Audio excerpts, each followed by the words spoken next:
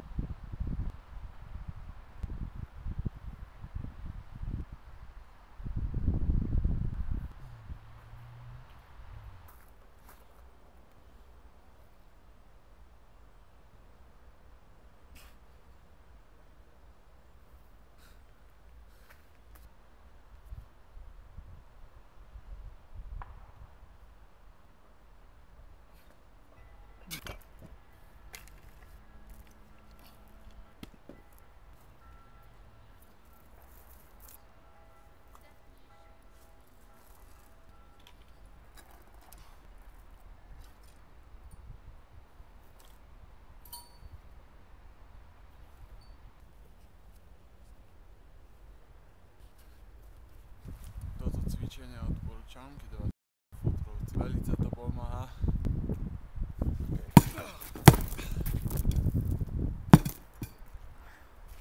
Takže to je asi tak zhruba všetko, čo sa týka Šerikovho okruhu. Videl som, že tu zmizli nejaké veci. Kruhy, čo som spomínal, a závažia už tu asi nie sú.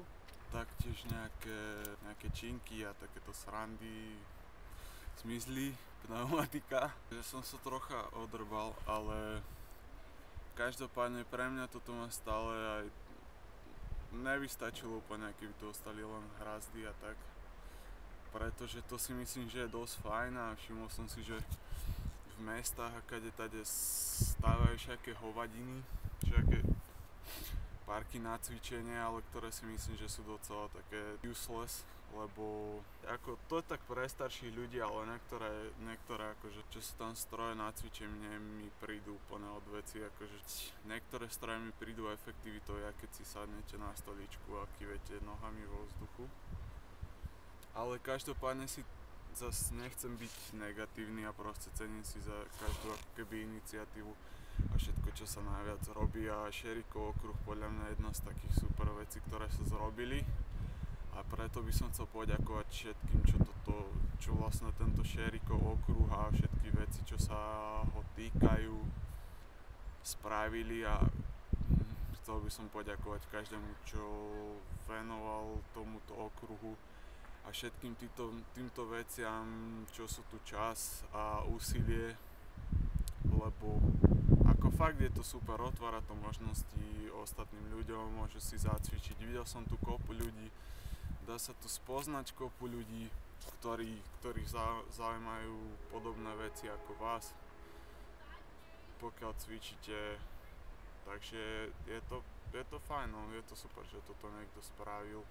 Sú tu celkom zaujímavé veci, dá sa tu opekať, dá sa tu fakt zabehať, proste robia sa tu súťaže, môžete sa ísť do potoka okúpať, jak vám nejde sprcha.